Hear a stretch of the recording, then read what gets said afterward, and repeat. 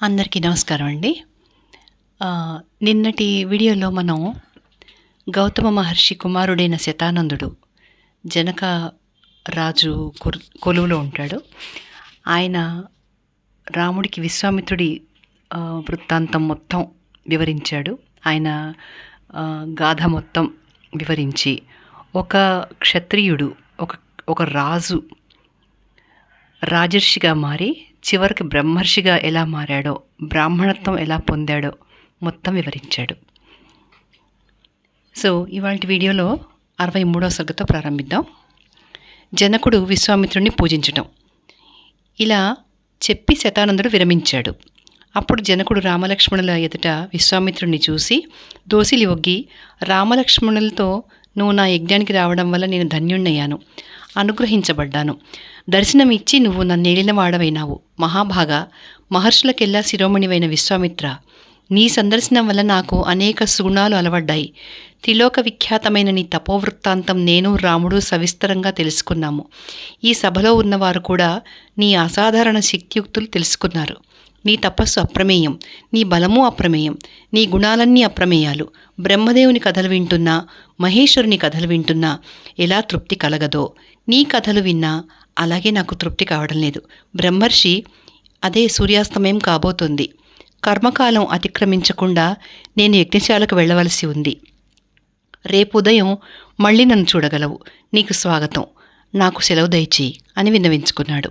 విశ్వామిత్రుడు అందుకు చాలా సంతోషించి జనకుణ్ణి అనేక విధాల ప్రశంసించి సెలవిచ్చాడు. జనకుడు విశ్వామిత్రునికి ప్రదక్షిణ నమస్కారాలు సమర్పించి వెళ్ళిపోయాడు. విశ్వామిత్రుడు రామలక్ష్మణులను వెంటబెట్టుకుని తన బసకు వెళ్ళాడు. 64వ సర్గ. జనకుడు విశ్వామిత్రునికి శివధనుస్సు సంగతి చెప్పడం. తెల్లవారాక జనకుడు అప్పుడు చేయవలసిన కర్మకాండ అంతా ముగించుకుని రామలక్ష్మణులతో కూడా విశ్వామిత్రుని రప్పించి శాస్త్రంలో చెప్పిన విధంగా మునికి రామలక్ష్మణులకు పూజ చేశాడు. ఇంకా అతను బ్రహ్మర్షి, నీకు స్వాగతం, నన్నేమి చేయమంటావో ఆజ్ఞాపించు అన్నాడు. అప్పుడు విశ్వామిత్రుడు, రాజా, లోకవిఖ్యాతులైన ఈ రామలక్ష్మణులు క్షత్రియ వీరులు, దశరథుని కుమారులు. నీ ఇంటనున్న శివధనస్సు చూడాలని వీరి కోరిక. నీకు భద్రం అగుగాక. ఈ రాజపుత్రులకు ఆ ధనుసు చూపించు. అది చూసి వీరు యథేష్టంగా వెళ్ళిపోతారు. దానిమీద జనకుడు ఇలా చెప్పనారంభించాడు. బ్రహ్మర్షి, శివధనుస్సు నా ఇంట ఎందుకున్నదో అది సకృత్యంగా విను. దేవరాతుడని మా పూర్వీకులలో ప్రఖ్యాతిగల రాజు ఉండేవాడు. అతను మా కూటస్థుడైన నిమికి 6వ తరంవాడు. దేవతలతనికి ఇది నిధిరూపంగా దయచేశారు. తాను దక్షయజ్ఞం ధ్వంసం చేసినప్పుడు పరమేశ్వరుడు ఈ ధనుసు చూపించి, హవిర్భాగాలు కోరి వచ్చిన నాకు మీరు భాగాలు కల్పించారు కారు కనుక దేవతలారా, ఇదే ఈ ధనుసుతో మీ తలలు ఎగరగొడతాను అని చాలా రోషంగా చెప్పాడు. అది విని దీనులైపోయి దేవతలందరూ శివుని సంతోషపెట్టారు. అందుకు ప్రీతుడై శివుడు వారికందరికీ ఈ ధనుస్సు ఇచ్చాడు. దేవతలది పరమానుగ్రహంతో మా దేవరాతునికి ప్రసాదించారు. ఇది ఇలా ఉండగా చయనం చేద్దామనే ఉద్దేశంతో నేను భూమి దున్నుతూ ఉండగా నాగేటి చాళ్లలో నాకు ఒక కన్య దొరికింది. ఆమెకు సీత అని సార్థక నామకం ఉంది. నేను పెంచుతున్నాను. అయోనిజ అయిన నా కూతురు సీతను బలపరాక్రమవంతునికే ఇవ్వాలని నిశ్చయించుకుని నేను ఆమెను వీర్యశుల్క అని ప్రకటించాను. ఆమెను అనేకులు కోరారు, కానీ ఇవ్వలేదు. అంతటా వారందరూ కలిసి వచ్చి ఎలాంటి బల పరాక్రమాలు చూపించాలి అని అడిగారు. దీనిని ఎక్కుపెట్టాలి అని నేను శివధనుసు చూపించాను. కానీ వారిలో ఒక్కడైనా అది ఎక్కుపెట్టలేకపోయాడు, కదపనే లేకపోయాడు. నా వల్ల ప్రత్యాఖ్యాతులై వారందరూ రోషం తెచ్చుకుని కలిసి మిథిల ముట్టడించారు. నేను తమ్ము తిరస్కరించాననుకుని వారు మిథిలను అనేక విధాల పీడించారు. నేను వెనతీయక యుద్ధం చేశాను. కానీ 1 సంవత్సరం గడిచేటప్పటికి నాకు సాధన సామగ్రి తక్కువైపోయింది. అందుకు నేను చాలా దుఃఖించి తపస్సు చేసి దేవతలను మెప్పించాను. వారు పరమ ఆదరంతో నాకు చతురంగ బలాలు ఇచ్చారు. నేను మళ్ళీ ఎదిరించి నిలిచాను. పాపకర్ములు, పరాక్రమశూన్యులు అయిన ఆ రాజులందరూ అమాత్యులతో కలిసి తలోదిక్కుకు పారిపోయారు. ధనుసు చరిత్ర ఇది. దీనిని రామలక్ష్మణులకు చూపిస్తాను. రాముడు ధనుస్సు ఎక్కుపెట్టగలిగితే అయోనిజ అయిన నా కూతురు సీతను అతనికిచ్చి పెళ్లి చేస్తాను అన్నాడు. 65వ సర్గ. రాముడు శివధనుస్సు విరవడం. అయితే ఆ ధనుసు రామునికి చూపించు అని విశ్వామిత్రుడు చెప్పగా గంధం గంధమాల్య విభూషితమైన శివధనుస్సు తీసుకురండి అని అమాత్యులకు ఆజ్ఞాపించాడు. వెంటనే వారు పట్టణంలోకి ధనుస్సు పట్టించుకొని వచ్చారు. ఆ ధనుస్సు పొడుగైన ఇనప పెట్టెలో ఉంది. ఆ పెట్టెకు 8 చక్రాలున్నాయి. మహాబలవంతులైన 5,000 మంది పురుషులు ఆ పెట్టెను అతి కష్టం మీద యజ్ఞశాలలోకి లాక్కొని వచ్చారు. రాజా, రాజులందరూ పూజించిన ధనుస్సు ఇదిగో అని అమాత్యులు విన్నవించుకోగా, జనకుడు విశ్వామిత్రుని చూసి దోసిలి ఒగ్గి రామలక్ష్మణులు వినేటట్టుగా, బ్రహ్మర్షి, ఈ ధనుస్సు మా జనకవంశీయులందరి చేత పూజించబడ్డది. మహారాజులు అనేకులు వచ్చి ఇది ఎక్కుపెట్టడానికైనా చాలకపోయారు. ఈ ధనుస్సు వంచడానికి, నారి ఎక్కుపెట్టడానికి, బాణం సంధించడానికి, నారి మోగించడానికి, తుదకు ఎంత బరువుందో తెలుసుకోవడానికి, దాన్ని కదపడానికి కూడా దేవతలు, అసురులు, రాక్షసులు, గంధర్వులు, యక్షులు, కిన్నరులు, ఉరగలు ఎంత మాత్రము చాలకపోయినప్పుడు ఇక మనుషుల లెక్కేమిటి? అయినా ఇదిగో ఆ ధనుసు ఈ రాజపుత్రులకు చూపించు అన్నాడు. రామ, చూసిరా నాయనా అని విశ్వామిత్రుడు చెప్పగానే ధనుస్సు ఉండిన చోటికి వెళ్ళి రాముడు పెట్టె తెరిచి చూసి, బ్రహ్మర్షి, ఇదిగో ధనుస్సు ముట్టుకుంటున్నాను అన్నాడు. జనకుడు, విశ్వామిత్రుడు తప్పకుండా అన్నారు. వెంటనే అక్కడ ఉండిన వేలాది జనం చూస్తూ ఉండగా అతి విలాసంగా ధనుర్మధ్యం పట్టుకుని ఎత్తి అంతకంటే అవలీలగా నారి ఎక్కుపెట్టి రాముడు దాన్ని మధ్యకు విరిచేశాడు. అప్పుడు పిడుగుపడ్డంత శబ్దమైంది. పర్వతాలు పగిలిపోతే వణికిపోయేటట్టు భూమి దారుణంగా కంపించింది. ఆ ధ్వని భరించలేక జనకుడు, విశ్వామిత్రుడు, రామలక్ష్మణులు తప్ప తక్కిన వారందరూ మూర్ఛపోయారు. వారందరూ మళ్ళీ యథాప్రకారంగా లేచి నుంచున్న తర్వాత జనకుడు సాత్వసం విడిచి విశ్వామిత్రునితో, మహాత్మా, నేను దశరథ కుమారుడైన రాముని వీర్యదర్పం కళ్ళారా చూశాను. ఎవ్వరూ చేయలేనిది కనుక అతర్కితం. ఇలాంటి స్థితిలో రాముడు చేశాడు కనుక ఇది మహాద్భుతంగా ఉంది. నా కూతురైన సీత దశరథాత్మజుడైన రాముణ్ణి పెళ్ళాడి మా జనక వంశానికి కీర్తి తెస్తుంది. సీత వీర్యశుల్క అన్న నా ప్రతిజ్ఞ నెరవేరింది. నేను నా ప్రాణాల కంటే ఎక్కువగా చూసుకుంటున్న నా కూతుర్ని రామునికి ఇస్తాను. నీ సెలవైతే నా మంత్రులు రథారూఢులై వాయువేగ మనోవేగాలతో అయోధ్య నగరానికి వెళ్ళి ఇక్కడ జరిగిందంతా చెప్పి దశరథ మహారాజును తీసుకొస్తారు. వీర్యశుల్క అయిన సీతను ఇస్తానన్న సంగతి అందరికీ చెప్తారు. నీ రక్షణలో రామలక్ష్మణులు వర్ధమాన చంద్రులై ఉన్నారు అని చెప్తారు. ఇవన్నీ చెప్పి సంతోషపరిచేవారు దశరథ మహారాజును తీసుకొస్తారు. అభ్యంతరం ఏమి అని విశ్వామిత్రుడు తన అంగీకారం తెలిపాడు. వెంటనే జనకుడు మంత్రులను అయోధ్యకు పంపేశాడు. 66.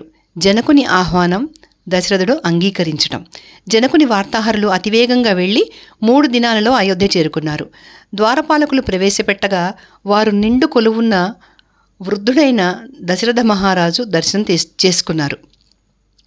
తర్వాత వారు దశరథ మహారాజును చూసి బద్ధాంజలి పుటులై సాత్వసం విడిచి, మహారాజా, మిథిలాపతి అయిన మా జనక మహారాజు నీకు, నీ అగ్నిహోత్రాలకు, పురోహితులకు, ఋత్విజులకు, పరివారానికి ఎల్లప్పుడూ క్షేమమే కదా అని సాదరంగా అడుగుతున్నాడు. ఇంకా మా జనక మహారాజు విశ్వామిత్రుని అనుమతి మీద, రాజేంద్ర, ఇదివరలో నేను నా కూతురైన సీత వీర్యశుల్క అని ప్రకటించాను. రాజులు చాలామంది రోషం తెచ్చుకుని వచ్చి నిర్వీర్యులై వెళ్ళిపోయారు. ఇదంతా నీకు తెలిసిందే. అలాంటి నా కూతురు విశ్వామిత్రాదులతో కలిసి ఆధాలాపంగా ఇక్కడికి వచ్చిన నీ కొడుకుల వల్ల జయించబడ్డది. నా దగ్గర ఉండిన ఈ గొప్ప ధనుస్సు మహాజన సమూహంలో రాముడు ఎక్కుపెట్టగా మధ్యకు విరిగి చక్కగా పోయింది. మా సీత వీర్యశుల్క అని నేను ప్రతిజ్ఞ చేశాను కనుక ఆమెను రామునికి ఇవ్వదలుచుకున్నాను. నువ్విందుకు అంగీకరించవలసిన వాడవు. నీకు భద్రమగుగాక. ఋత్విక్కులతోనూ, పురోహితులతోనూ, బంధువులతోనూ కలిసి శీఘ్రంగా వచ్చి నువ్వు రామలక్ష్మణులను చూడాలి. ఇలాగ నువ్వు నా కోరిక తీర్చి నీ కొడుకులను ముద్దు చేయకోరుతున్నాను అని నీతో చెప్పమన్నాడు. ఈ మాటలన్నీ మా జనక మహారాజు విశ్వామిత్రుని అనుజ్ఞ పొంది పురోహితుడైన శతానందుని సమక్షంలో అన్న మాటలు అని చెప్పారు. ఈ మాటలు విని దశరథుడు చాలా సంతోషించి వశిష్ఠుణ్ణి, వామదేవుణ్ణి, మంత్రులను చూసి, కౌసల్యానందవర్ధనుడైన రాముడు విశ్వామిత్రుని చేత రక్షించబడుతూ లక్ష్మణునితో కూడా విదేహ దేశంలో ఉన్నాడు.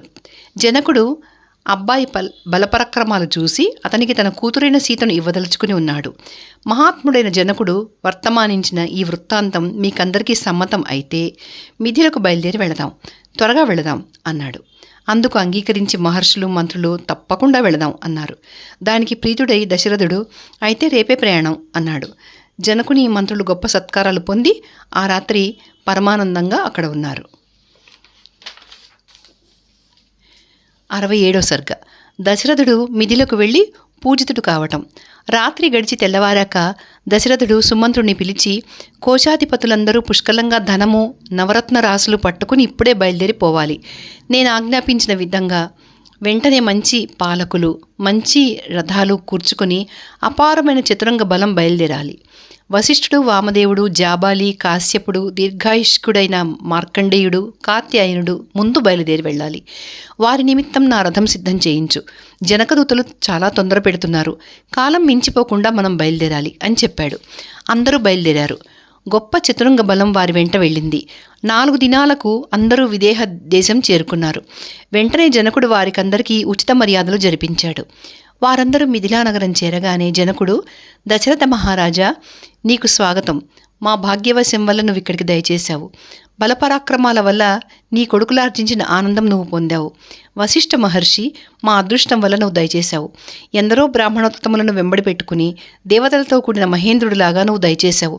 కార్యం నిర్విఘ్నంగా నెరవేరుతుంది. మహావీరులైన రఘువంశీయులతో చుట్టరికం అబ్బడం వల్ల మా కులం వన్నెకెక్కింది. మహారాజా దశరథ, రేపు తెల్లవారాక అప్పటికి యజ్ఞం అయిపోతుంది కనుక ఋషి సమ్మతంగా వివాహం జరిపించు అని చెప్పి చాలా ఆదరించాడు. జనకుని మాట విని ఋషులందరూ వింటుండగా దశరథుడు, మహారాజా, ప్రతిగ్రహం దాతృవశం సంగతి అంతా వినే ఉన్నాను. నువ్వెప్పుడిస్తే స్వీకరించడానికి అప్పుడు నేను సిద్ధంగానే ఉన్నాను. నువ్వు ఎలా చెబితే అలా చేయడానికి ఉద్యుక్తుడై ఉన్నాను అని బదులు చెప్పాడు. ధర్మబద్ధము యశస్కరము అయిన ఈ మాట విని జనకుడు చాలా ఆశ్చర్యపడ్డాడు. మునులందరూ ఒకరినొకరు గౌరవించుకుని ఆనందించి ఆ రాత్రి సుఖంగా గడిపారు. దశరథుడు కూడా కొడుకులను కలుసుకుని జనకుడు చాలా ఆదరించంగా సుఖంగా ఉన్నాడు. జనకుడు యజ్ఞం ముగించుకుని కూతుళ్లతో కూడా అంకురార్పణం మొదలైనవి నెరవేర్చుకుని రాత్రి గడిపాడు. 68వ సర్గ. వశిష్ఠుడు జనక సభలో ఇక్ష్వాకు వంశక్రమం చెప్పడం. తెల్లవారగానే మహర్షులతో స్నాన సంధ్యాద్యనుష్ఠానాలన్నీ ముగించుకుని జనకుడు పురోహితుడైన శతానందుని చూసి, నా తమ్ముడు అతి ధార్మికుడైన కుశధ్వజుడు సాంకాస్య పట్టణంలో ఉండి రాజ్యం పాలిస్తున్నాడు. ఆ పట్టణం శత్రువులకు సాధ్యం కాకుండా ఉండేటట్టు అగడ్తలో ఎన్నో శూలాలు పాతారు. నేను అతన్ని చూడాలి. నా యజ్ఞానికి అతడే రక్షకుడు. ఇప్పుడు సీతా వివాహ సంబంధమైన ఆనందం అతను కూడా అనుభవించాలి అని చెప్పాడు. అది విని వడిగల గుర్రాలెక్కి వెళ్ళి దూతలు ఇంద్రుని ఆజ్ఞ వల్ల విష్ణువును తీసుకువచ్చేటట్టు కుశధ్వజుడిని తీసుకొచ్చారు. అతను ధార్మికుడైన తన అన్నకు శతానందునికి పాదాభివందనాలు చేసి అన్న ఆజ్ఞతో అతని పక్కనే వెలగల ఆసనం అధిష్ఠించాడు. తర్వాత అన్నదమ్ములిద్దరూ సుధామనుడు అనే మంత్రిని చూసి, నువ్వు త్వరగా వెళ్ళి అమిత తేజస్శాలి శత్రుంజయుడు అయిన దశరథ మహారాజును కొడుకులతోనూ మంత్రులతోనూ తీసుకురా అని పంపారు. అతను వెళ్ళి మగపెళ్లి వారిని సవైభవంగా తీసుకొచ్చాడు.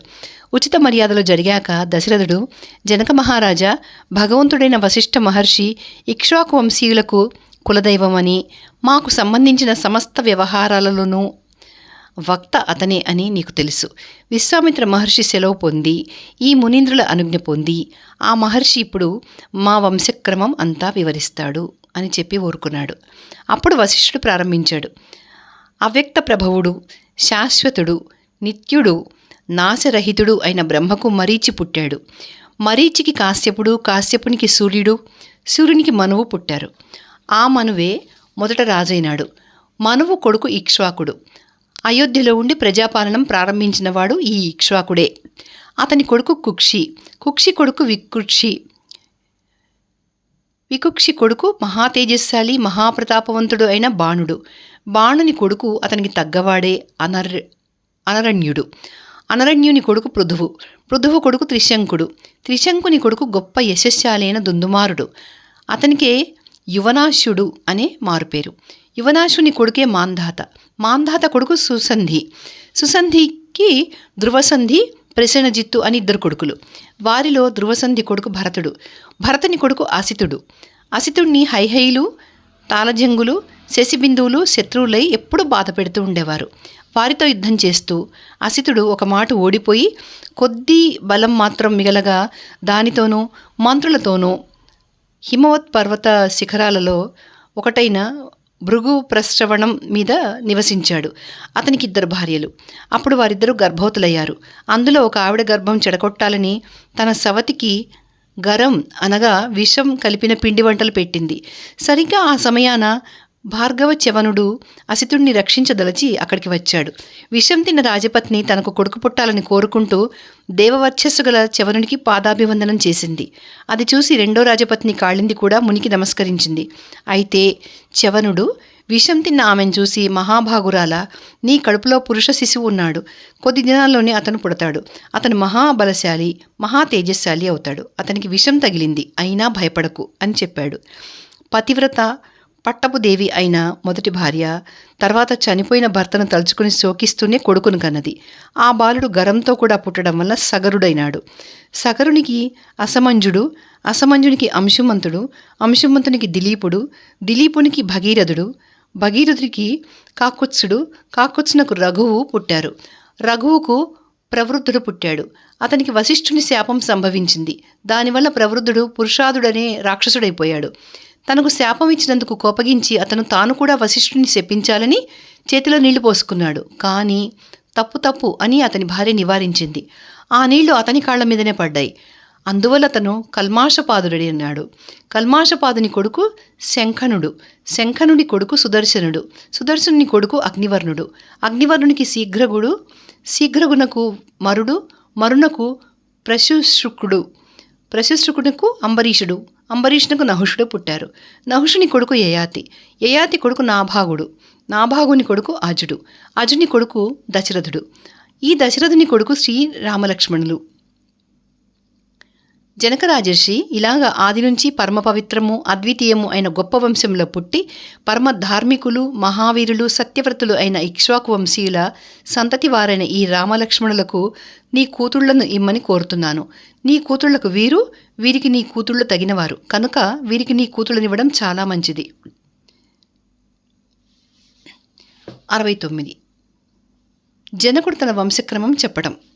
అప్పుడు జనకుడు కృతాంజలి అయి, మహర్షి పుంగవ, కులీనుడైన వాడు కన్యాదానం చేసేటప్పుడు తన వంశక్రమం సవిస్తరంగా చెప్పడం ధర్మం కనుక స్తుతిపాత్రమైన మా వంశక్రమం చెప్తాను విను అని ఇలా ప్రారంభించాడు. వశిష్ఠ నిమి అనే మహారాజుండేవాడు. తాను చేసిన గొప్ప పనుల వల్ల అతను 3 లోకాలలోనూ ప్రఖ్యాతి పొందాడు. అతను గొప్ప ధర్మాత్ముడు, బలపరాక్రమవంతులలో మేటి. అతని కొడుకు మిథి.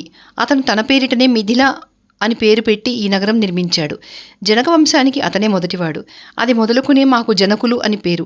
జనకుని కొడుకు ఉదావసువు, ఉదావసుని కొడుకు నందివర్ధనుడు. అతను బహుధర్మాత్ముడు. నందివర్ధనుని కొడుకు సుకేతుడు, సుకేతుని కొడుకు దేవరాతుడు. అతను గొప్ప ధార్మికుడు, గొప్ప బలశాలి. అతను రాజర్షి కూడాను. దేవరాతుని కొడుకు బృహద్రథుడు, బృహద్రథుని కొడుకు మహావీరుడు. అతను శూరుడు, ప్రతాపవంతుడును. మహావీరుని కొడుకు సత్యపరాక్రముడైన సుధృతి, సుధృతి కొడుకు ధర్మాత్ముడైన దృష్టకేతుడు. రాజర్షి అయిన దృష్టకేతుని కొడుకు హర్యశ్వుడు, హర్యశ్వుని కొడుకు మరుడు. మరునికి ప్రతింధకుడు, ప్రతింధకుని కొడుకు ధర్మాత్ముడైన కీర్తిరథుడు. కీర్తిరథుని కొడుకు దేవమీఢుడు, దేవమీఢుని కొడుకు నిబుధుడు, నిబుధుని కొడుకు మహీద్రగుడు, మహీద్రకుని కొడుకు కీర్తిరాతుడు. మహాబలశాలి రాజర్షి అయిన కీర్తిరాతుని కొడుకు మహారోముడు, మహారోముని కొడుకు ధర్మాత్ముడైన స్వర్ణరోముడు, స్వర్ణరోముని కొడుకు హ్రస్వరోముడు. ధర్మజ్ఞుడు, మహాత్ముడు అయిన హ్రస్వరోమునికి 2 కొడుకులు. వారిలో నేను పెద్దవాణ్ణి. నా తమ్ముడు కుశధ్వజుడు. మా తండ్రి రాజ్యభారము, మా తమ్ముని భారము నా మీద పెట్టి వానప్రస్థాశ్రమం స్వీకరించాడు. వృద్ధుడైన మా తండ్రి కాలం చేశాక దేవ సమానుడైన మా తమ్ముడు కుశధ్వజుడిని ప్రేమిస్తూ యథాశాస్త్రంగా ప్రజాపాలనం సాగిస్తున్నాను. ఇలా కాలం గడుస్తూ ఉండగా సాంఖ్యాస్య పురాధిపతి అయిన సుధన్వుడు వచ్చి మిథిలానగరం ముట్టడించి, నాకు శివధనుస్సు, సుందరి అయిన సీత కావాలి, ఇచ్చేయి అని వర్తమానం చేశాడు. నేను ఇవ్వను పో అన్నాను. బ్రహ్మర్షి, దాని మీద మాకు యుద్ధం జరిగింది. నేను ఆ సుధనువుణ్ణి యుద్ధంలో చంపేశాను. నా తమ్ముడు మహావీరుడు అయిన కుశధ్వజునికి సాంకాశ్యపురాధిపతిగా పట్టాభిషేకము చేశాను. నేను నా కూతుళ్లలో సీతను రామునికి, ఊర్మిళను లక్ష్మణునికి ఇస్తాను. దేవకన్య వంటిది సీత, అలాంటిదే ఊర్మిళ కూడా. త్రికరణ శుద్ధిగా వారినిద్దరిని క్రమంగా రామలక్ష్మణులకు ఇస్తాను కనుక రామలక్ష్మణులకు సమావర్తనం చేయించు. పితృదేవతల ప్రీతి కొరకు నాంది శ్రాద్ధం కూడా జరిగించు. ఇవాళ మఖా నక్షత్రం, నేటికి 3వ నాడు ఉత్తర ఫల్గుణి నక్షత్రం. ఆ వేళ వివాహం. ఆ సమయంలో సీతారాములకు, ఊర్మిళ లక్ష్మణులకు శుభోదర్కంగా గోభూ తిలహిరణ్యాది దానాలు కూడా జరిగించు అని చెప్పాడు. 70వ సర్గ. భరతునికి మాండవిని, శత్రుఘ్నునికి శృతకీర్తిని నిశ్చయించడం. జనకుడిలా చెప్పగానే వశిష్ఠునితో సంప్రదించి, జనకరాజేంద్ర, ఇక్ష్వాకు వంశము జనకవంశము ఆశ్చర్యకరాలు అప్రమేయాలును. ఈ 2 వంశాలకు సాటి వచ్చేది మరొకటి లేదు. ఈ వివాహ సంబంధం 2 కులాలకు తగ్గట్టుగానే ఉంది. రూపసంపదను బట్టి సీతారాములకు, ఊర్మిళా లక్ష్మణులకు ఉజ్జీలు చక్కగా ఉన్నాయి. బావుంది. ఇక మేము చెప్పవలసింది కొంచెమే ఉంది. నీ తమ్ముడు ఈ కుశధ్వజుడు ధర్మజ్ఞుడు. ఈ కుశధ్వజునికి 2 కూతుళ్లున్నారు. ఆ 2 త్రిలోకమోహినులు. వారిలో మాండవిని భరతుని కోసము, శృతకీర్తిని శత్రుఘ్ని కోసము మేము వరిస్తున్నాము. దశరథుని కుమారులు 4 రూప యవ్వనవంతులు. ఇంకా లోకపాలకులతో సాటి వచ్చేవారు, దేవతల పరాక్రమం పోలిన పరాక్రమం కలవారును. ఇలాగ మీ 2తోనూ చుట్టరికం చేయడం వల్ల ఇక్ష్వాకు వంశం తేజరులుగాక అని చెప్పాడు. అప్పుడు జనకుడు వశిష్ఠ విశ్వామిత్రులను చూసి దోసిలి ఒగ్గి, మీరిద్దరూ ఆలోచించి కుల సంబంధం ఇంత చక్కగా నిరూపించడం వల్ల మా వంశం ధన్యమైంది. మీరు సెలవిచ్చినట్టు నా తమ్ముడు కుశధ్వజుని కూతుళ్ళు భరత శత్రుఘ్నులకు భార్యలగుదురుగాక. మీ రాజపుత్రులు 4 మా అమ్మాయిలను ఒక్కనాడే వివాహం చేసుకుందురుగాక. భగదేవతాకమైన ఉత్తర ఫల్గుణి నక్షత్రంలో పగలు వివాహాలకు చాలా మంచిది అని మనీషులు చెప్తారు కనుక అలా జరిపించండి. బ్రహ్మర్షి శేఖరులైన వశిష్ఠ విశ్వామిత్రులారా, మీరు మాకు కన్యాదాన ఫలం సిద్ధింపజేసి మాకు ధార్మికత్వం ప్రసాదించిన వారైనారు కనుక ఈ 3 రాజ్యాలు మీరు ఏలుకోండి. దశరథునికి ఈ మిథిల ఎలాంటిదో అయోధ్య నాకు అలాంటిది. కావున దశరథుని రాజ్యం నేను, మా రాజ్యాలు దశరథుడు మీకు ఇవ్వడానికి అర్హత గలవాళ్లమే అని చెప్పాడు. అప్పుడు దశరథుడు కూడా జనకుడిని చూసి, మిథిలాపతులైన మీ అన్నదమ్ములిద్దరూ అసంఖ్యాక సుగుణ గరిష్ఠులు. మహర్షులను రాజసంఘాలను మీరు చక్కగా పూజించారు. మీకు స్వస్తి కావాలని కోరుతున్నాను. ఇక నేను మా బసకు వెళ్ళి శ్రాద్ధకర్మలన్నీ నెరవేరుస్తాను అని చెప్పాడు. ఇలా చెప్పి దశరథుడు జనకుల వద్ద సెలవు పుచ్చుకొని బ్రహ్మర్షులనిద్దరిని వెంబడి పెట్టుకుని బయలుదేరి వెళ్ళాడు. అప్పుడు చేయవలసిన శ్రాద్ధకర్మలన్నీ ముగించుకుని మర్నాడు పొద్దున గోదానాలు చేశాడు. ఆ చేయడంలో బ్రహ్మలకు ఒక్కొక్కనికి కొడుకునుద్దేశించి 1,00,000 గోవులను ఇచ్చాడు. ఆ గోవులకన్నిటికీ బంగారు కొమ్ములు చేయించాడు. అన్నిటికీ లేగలు బాగా ఉన్నాయి. అన్నీ సమృద్ధిగా పాలిస్తాయి. బ్రాహ్మణులు పాలు పీతుక్కోవడానికి ఒక్కొక్క ఆవుకి ఒక్కొక్క కంచుగిన్నె కూడా ఇచ్చాడు. గోదాన దక్షిణగా బ్రాహ్మణులకు పెద్ద పెద్ద ధనరాశులు కూడా ఇచ్చాడు. గోదానాలు చేసిన 4 కొడుకులు చుట్టూ కూర్చుని ఉండగా ఆ దశరథుడు లోకపాలకులచే పరివేష్టించబడిన బ్రహ్మదేవుళ్లాగా ప్రకాశించాడు. 71వ సర్గ. రామ లక్ష్మణ భరత శత్రుఘ్నుల పెళ్ళిళ్ళు. దశరథుడు చాలా గోదానాలు ముగించేటప్పటికీ అలా యుధాజిత్తు చక్కగా వచ్చాడు. అతను కేకై రాజు కొడుకు, భరతునికి సాక్షాత్తు మేనమామ. అతను దశరథుడిని కుశల వార్తలు అడిగి, మా తండ్రి కేకై రాజు మీ క్షేమం అడిగాడు. నువ్వు ఎవరి కుశలం కోరతావో మేమందరము అక్కడ క్షేమంగా ఉన్నాము. మా తండ్రి భరతుడిని చూడాలని కోరుతున్నాడు. అతన్ని తీసుకుని వెళ్ళడానికి నేను అయోధ్యకు వచ్చి, వివాహాల కోసం మీరంతా మిథిలకు వచ్చారని విని నేను ఇక్కడికి వచ్చాను అని చెప్పాడు. దశరథుడు ప్రియ అతిథి అయిన యుధాజిత్తును బాగా గౌరవించి కొడుకులతోనూ మహర్షులతోనూ ఆ రాత్రి సుఖంగా గడిపాడు. తెల్లవారాక అప్పుడు చేయవలసినవన్నీ కూడా ముగించుకుని మహర్షులందరినీ వెంట పెట్టుకుని యజ్ఞశాలకు వెళ్ళాడు. రాముడు శాస్త్రసమ్మతమైన విజయ ముహూర్తాన చక్కగా అలంకరించుకుని ఉండిన తమ్ముళ్ళు కూడా రాగా మంగళాచారాలన్నీ ముగించుకుని వశిష్ఠుడు తక్కిన మహర్షులు బయలుదేరగా వారి వెంట వెళ్ళి తండ్రి దగ్గర కూర్చున్నాడు. అప్పుడు వశిష్ఠ మహర్షి జనకుని దగ్గరకు వెళ్ళి, రాజా, కృతకౌతుక మంగళులైన కుమారులతో కూడా వచ్చి దశరథుడు, కన్యాదాతనైన మీకోసం నిరీక్షిస్తున్నాడు. కన్యాదానం చేసిన వారికి స్వీకరించిన వారికి కూడా సకలార్థాలు సిద్ధిస్తాయి కనుక నువ్వు కన్యాదానాలు చేసి స్వధర్మ ఫలం అనుభవించు అని చెప్పగా జనకుడు, మహాత్మా, మిమ్ము అడ్డుపెట్టడానికి ఇక్కడ ద్వారపాలకులు ఎవరున్నారు? ఇక్కడికి దయచేయడానికి మీకు ఒకరి ఆజ్ఞ ఎందుకు? ఇదంతా మీదే గదా, మీ ఇంట మీకు అడ్డేమిటి? కృతకౌతుక సర్వస్వులై అగ్నిజ్వాలలాగా నా కన్యలు అదుగో వేదిక మూలం మీద కూర్చుని ఉన్నారు. నేను సర్వము సిద్ధపరచుకుని ఈ వేది దగ్గర ప్రతిష్ఠితుడినై ఉన్నాను. ఆలస్యం ఎందుకు? మీ దశరథుడు వచ్చి అంతా నెరవేర్చుకోవచ్చునే అన్నాడు. దాని మీద దశరథుడు కొడుకులతోనూ మహర్షులతోనూ లోపలికి వచ్చాడు. అప్పుడు జనకుడు వశిష్ఠునితో, మహర్షులందరితోనూ కలిసి లోకాభిరాముడైన రామునికి వివాహ కార్యం జరిగించవయ్యా అని కోరాడు. అందుకు అంగీకరించి వశిష్ఠుడు విశ్వామిత్రుని శతానందుని దగ్గరుంచుకొని వారితో పర్యాలోచన చేస్తూ అరటి చెట్లతోనూ కొబ్బరి ఆకులతోనూ లతలు మొదలైన వాటితోనూ అలంకరించబడి ఉండిన పందిరిలో మధ్యగా శాస్త్రోక్తంగా వేదిక కల్పించి అది గంధ పుష్పాక్షాదులతో అలంకరించి అంకురార్పణ చేసిన వివిధ పాలికలు, ధూమపాత్రలు, సుకృత్స్వాలు,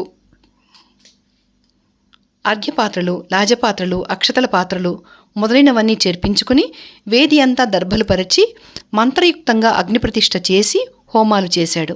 అప్పుడు జనకుడు సర్వాభరణ భూషితురాలై ఉన్న సీతను తీసుకువచ్చి ఎదుట కూర్చోపెట్టి, కౌసల్యానందవర్ధన రామ, ఇదిగో నా కూతురు సీత, ఈమె నీకు సహధర్మచారిణి, ఈమెను అంగీకరించి పాణిగ్రహణం చెయ్యి, పతివ్రత అయిన మా సీత నిన్నెప్పుడూ నీడలాగా అనుసరిస్తుంది అని చెప్పి మంత్రపూరితమైన జలం రాముని చేతిలో విడిచాడు. అప్పుడు దేవదుందుభులు మోగాయి, పూలవాన కురిసింది. దేవతలు మునులు సాధువాదం చేశారు. తర్వాత మళ్ళీ జనకుడు, లక్ష్మణ ఇలారా, ఆలస్యం ఎందుకు? ఇదిగో మా ఊర్మిళ, ఈమెను అంగీకరించి పాణిగ్రహణం చెయ్యి. భరతుడా, ఇదిగో మా మాండవి, ఈమెను అంగీకరించి పాణిగ్రహణం చెయ్యి. శత్రుఘ్నుడా, ఇదిగో మా శృతకీర్తి, ఈమెను అంగీకరించి పాణిగ్రహణం చెయ్యి. దశరథ పుత్రులారా, మీరందరూ సౌమ్యులు, మీరందరూ సుచరిత్రులును సువ్రతులు కూడా, ధర్మపత్ని సహితులై సుఖించండి అన్నాడు. జనకుడు ఇలా చెప్పగా వశిష్ఠుని అనుమతి పొంది రాముడు, లక్ష్మణుడు, భరతుడు, శత్రుఘ్నుడు వరుసగా సీతను, ఊర్మిళను, మాండవిని, శృతకీర్తిని పాణిగ్రహణం చేసి స్వీకరించారు. వారు ధర్మపత్ని సహితులై అగ్నిహోత్రానికి, జనకునికి, ఋషులకు ప్రదక్షిణ నమస్కారాలు చేశారు. ఇలాగ పాణిగ్రహణ మహోత్సవం జరగగా ఆకాశంలో దేవదుందుభులు మోగాయి, పూలవాన కురిసింది, గంధర్వులు పాడారు, అప్సరసులు ఆడారు. తర్వాత రామలక్ష్మణ భరత శత్రుఘ్నులు తమ నవోఢలతో విడిదికి వెళ్లారు. దశరథుడు కూడా మహర్షులను, బంధువులను వెంట పెట్టుకుని మహోత్సాహంతో వెళ్ళాడు. 72వ సర్గ. పరశురాముడు అడ్డు రావటం. తెల్లవారింది. విశ్వామిత్రుడు, జనకుడు, దశరథుడు వీడ్కోలు ఇవ్వగా హిమవత్పర్వతానికి వెళ్ళిపోయాడు. విశ్వామిత్రుడు, జనకుడు, దశరథుడు వీడ్కోలివ్వగా హిమవత్పర్వతానికి వెళ్ళిపోయాడు. వెళ్ళేటప్పుడు అతను వృద్ధరాజులను, సీతారాములను, ఊర్మిళ లక్ష్మణులను, మాండవి భరతులను, శృతకీర్తి శత్రుఘ్నులను అనేక విధాలా ఆశీర్వదించాడు. తర్వాత జనకుడు తమకు మిక్కిలి గొప్పగా వీడ్కోలు మహోత్సవం చేయగా దశరథుడు కూడా అయోధ్యకు బయలుదేరాడు. జనకుడు వారిని చాలా దూరం సాగనంపాడు. ఆ సమయంలో జనకుడు సీతకు, ఊర్మిళకు, మాండవికి, శృతకీర్తికి కన్యాధనంగా ఎన్నో లక్షల ఆవులు, గొప్ప గొప్ప ఉన్ని వస్త్రాలు, ఉత్తమాలైన పట్టుబట్టలు, ఏనుగులు, గుర్రాలు, రథాలు, పదాతి వీరులు గల మంచి సేన, చక్కని చుక్కలైన దాసీకన్యలను, పరిచారకులను లెక్క లేకుండా ఇచ్చాడు. ఇంకా బంగారము, ముత్యాలు, పగడాలు కూడా అపారంగా ఇచ్చాడు. జనకుడు సాగనంపి మిథిలకు వెళ్ళిపోయిన తర్వాత దశరథుడు కొడుకులతోనూ మహర్షులతోనూ శీఘ్ర ప్రయాణం చేశాడు. ఆ ప్రయాణంలో వారికి పైన ఆకాశాన ఘోర రూపాలైన కాకులు మొదలైన పక్షులు పరుషంగా కూశాయి. కానీ భూమి మీద ఎదుట మృగాలు ప్రదక్షిణంగా వెళ్ళాయి. అది చూసి రాజశార్దూలుడైన దశరథుడు వశిష్ఠుని చూసి, మహర్షి, ఘోర రూపాలైన పక్షులు విరసంగా కూస్తున్నాయి, మృగాలు ప్రదక్షిణంగానే తిరుగుతున్నాయి, కానీ నా హృదయం కొట్టుకుంటోంది, మనసు చెదిరిపోతోంది, ఇదంతా ఏమిటి అని అడిగాడు. అందుకు వశిష్ఠుడు, ఇప్పుడు ఒక అపాయం రాబోతోంది, ఈ పక్షి కూతలకు ఫలితం అది. ఆ అపాయం ఏ బాధ లేకుండానే తొలగిపోతుంది. మృగాలు ప్రదక్షిణంగా వెళ్ళినందుకు అది ఫలితం కనుక నిశ్చింతగా ఉండు అని మెల్లగాను చక్కగాను చెప్పాడు. వారిలా మాట్లాడుకుంటూ ఉండగానే గాలి దుమారం రేగింది. భూమి వణికిపోయింది. చెట్లు కూలిపోయినాయి. పొగరేగి సూర్యబింబం కప్పేసింది. దిక్కులు అంధకార బంధురాలైపోయాయి. సేన అంతా దుమ్ము ధూళి ముంచెత్తేసింది. వశిష్ఠుడు, తక్కిన మునులు, రాజకుటుంబము తప్ప తక్కిన వారందరూ మూర్ఛపోయారు. అప్పుడొక మహాపురుషుడు వాళ్ల ఎదుట సాక్షాత్కరించాడు. అతను కైలాసంలాగా దుర్దర్శుడై ఉన్నాడు. కాలాగ్నిలాగా దుస్సహంగా ఉన్నాడు. పామరులు చూడ్డానికి అసఖ్యంగా తేజరిల్లుతున్నాడు. చేత్తో ఒక గొప్ప బాణం పుచ్చుకొని, మూపున గండ్రగొడ్డలి, గొప్ప ధనుస్సు ఉంచుకొని త్రిపురాసులను సంహరించిన మహేశ్వరుడిలాగా ఉన్నాడు. చూడగా అతను 21 సార్లు క్షత్రియులను ఏరి సంహరించిన పరశురాముడు. అగ్నిహోత్రంలాగా వెలిగిపోతున్న ఆ భయంకర పరశురాముని చూసి జపహోమ పరాయణులైన వశిష్ఠాది మహర్షులు తండ్రిని చంపారన్న కోపంతో వెనక ఇతను క్షత్రియ సంహారం చేసి ఉండడం నిజమే, కానీ ఆ కోపం అంతా ఇదివరకే శాంతించింది.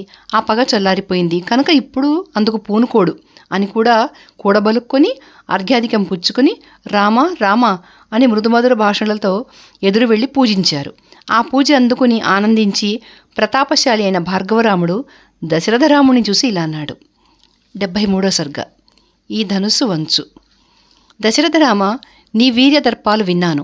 నువ్వు శివధనుర్భంగం చేయడం కూడా నేను సవిస్తరంగా విన్నాను. పరమాద్భుతం అయిన ఆ వృత్తాంతం విని నేను మరో గొప్ప ధనుస్సు పట్టుకుని వచ్చాను. ఈ ధనుసు జామదగ్న్యం. ఇది ఎక్కుపెట్టడం కాదు, ఈ ధనుసు ఎక్కుపెట్టి బాణం తొడిగి నీ బలం చూపించు, నీకు ద్వంద్వయుద్ధమిస్తాను.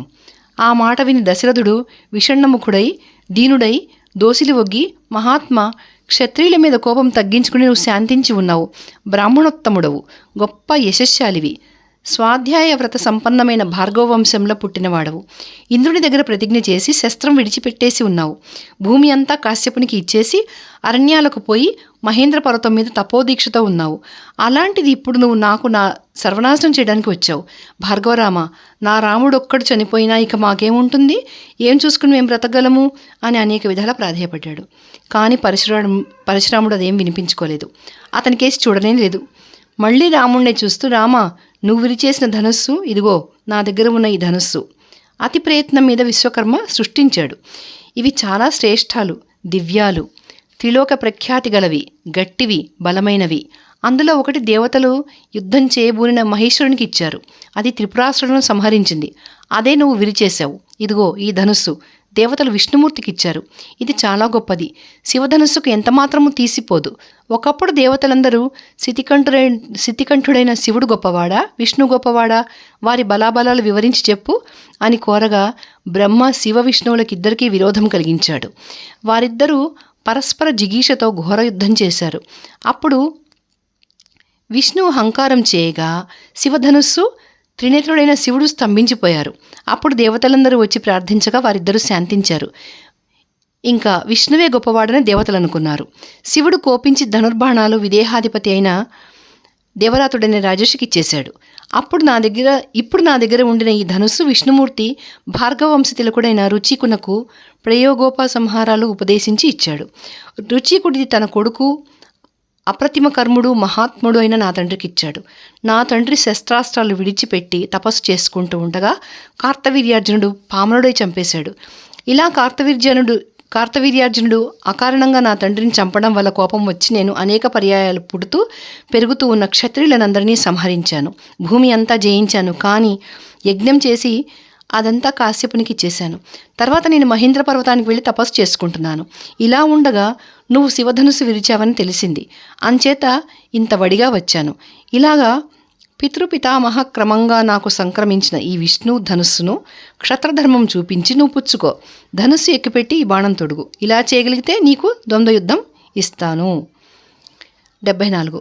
పరశురాముడు పరాభూతుడై మహేంద్రగిరికి వెళ్ళడం. ఇదంతా విని దశరథరాముడు తండ్రి దగ్గర ఉండడం వల్ల సవినయంగా, భార్గవరామ, నువ్వు చేసిన పనులన్నీ విన్నాను. తండ్రి రుణం తీర్చుకున్న నిన్ను నేను ప్రశంసించి అనుసరిస్తాను. నువ్వు నన్ను క్షత్రధర్మహీనుణ్ణని, దుర్బలుణ్ణని భావిస్తున్నట్టున్నావు. ఇదే నా పరాక్రమం, చూసుకో అని చెప్పి క్రుద్ధుడై పరశురాముని ధనుస్సు బాణము గభీమని పుచ్చుకున్నాడు. ఇంకా ఆ ధనుస్సు ఎక్కుపెట్టి బాణం కూడా తొడిగి పరశురాముని చూసి నిప్పులు కక్కుతూ, భార్గవరామ, నువ్వు బ్రాహ్మణుడు కావడం వల్ల బ్రహ్మర్షి అయిన విశ్వామిత్రుని సోదరునికి సోదరికి నువ్వు పౌత్రుడవు కావడం వల్ల నేను నీ ప్రాణాలు తీయను, కానీ నీ పాదగతి, తపస్సు వల్ల నువ్వు సంపాదించుకున్న లోకాలు, ఈ రెండింటిలో ఏదో ఒకటి నాశనం చేస్తాను, తప్పదు.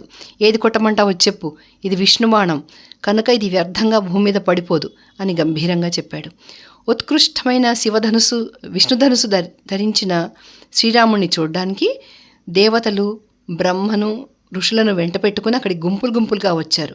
గంధర్వులు, కిన్నెరలు, చారణులు, అప్సరసలు, యక్షులు, రాక్షసులు, ఉరగులు కూడా ఈ అద్భుత చర్య చూడడానికి జట్లుగా వచ్చారు. దశరథ రాముడు విష్ణుధనుస్సు చేతపట్టడం వల్ల లోకం అంతా జడీభూతమైపోయింది.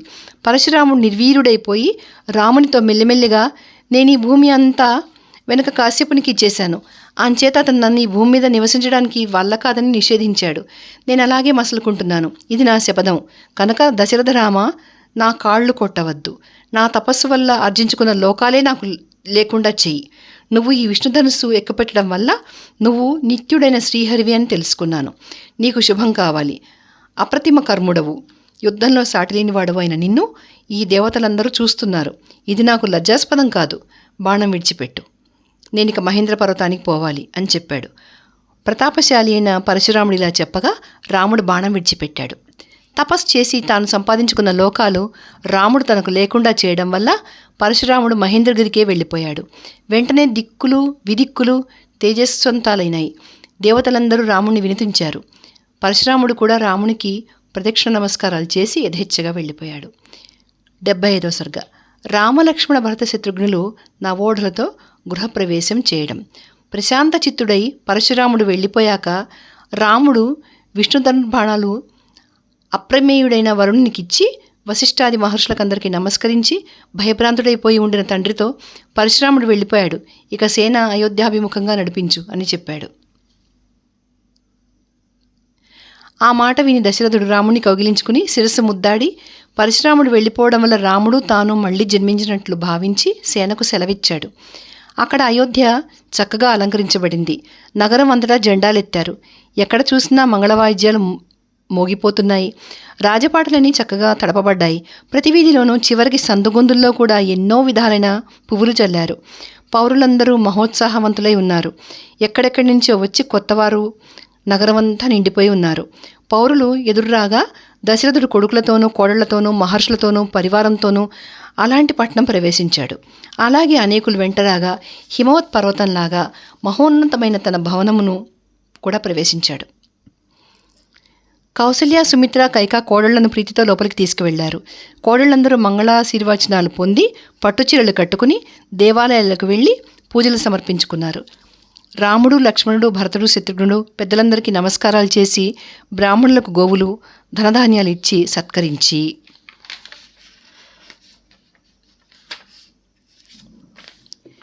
ఉత్సాహంతో ఉండిన భార్యలతో తమ తమ వాసగృహాలు ప్రవేశించారు. కొన్ని దినాలు వెళ్ళాక దశరథుడు భరతుడిని పిలిచి, నాయన, కేకయరాజపుత్రుడు నీ మేనమామ ఇదే నేను తీసుకెళ్ళడానికి వచ్చి ఉన్నాడు. మిథిలలోనే నేను పంపమని అతను కోరి ఉండినాడు కనుక అతనితో వెళ్ళి నువ్వు వారందరినీ బాగా సంతోషపెట్టు అని చెప్పాడు. అది విని భరతుడు తండ్రికి రాముడికి నమస్కరించి లక్ష్మణుని కౌగిలించుకుని తల్లులందరినీ పూజించి అందరి దగ్గర సెలవు పుచ్చుకొని శత్రుఘ్నుని వెంట పెట్టుకుని మేనమామతో వెళ్ళిపోయాడు. భరతుడు శత్రుఘ్నుడు వెళ్ళాక రాముడు, మహాబలుడైన లక్ష్మణుడు దేవసమానుడైన తండ్రిని పూజిస్తూ అతని సెలవు చొప్పున పౌరులకు హితమైన కార్యాలు చేయసాగారు.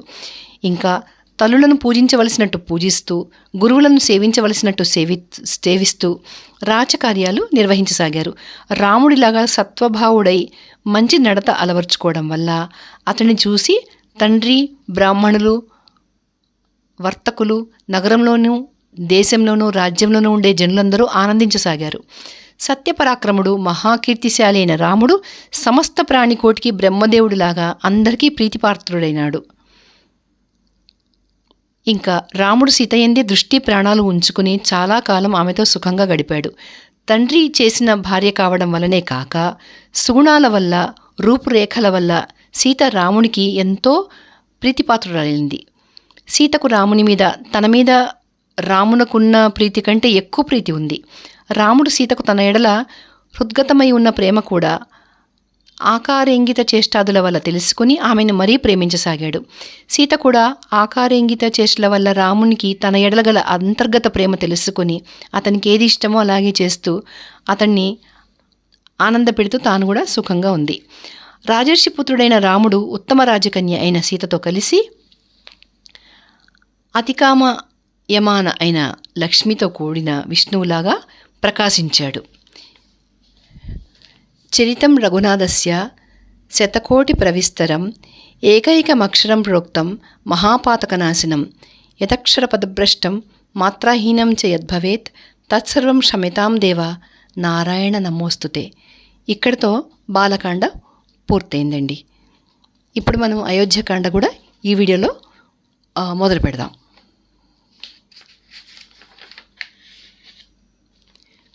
అయోధ్యకాండ దీంట్లో మొదటి సర్గ. దశరథుడు రామునికి పట్టాభిషేకం చేయాలనుకోవడం. తాను తన మేనమామ గారింటికి వెళుతూ మిక్కిలి చనువు కావడం వల్ల విడిచి ఉండలేక భరతుడు జితేంద్రుడైన శత్రుఘ్నుని కూడా తన వెంట తీసుకెళ్లాడు.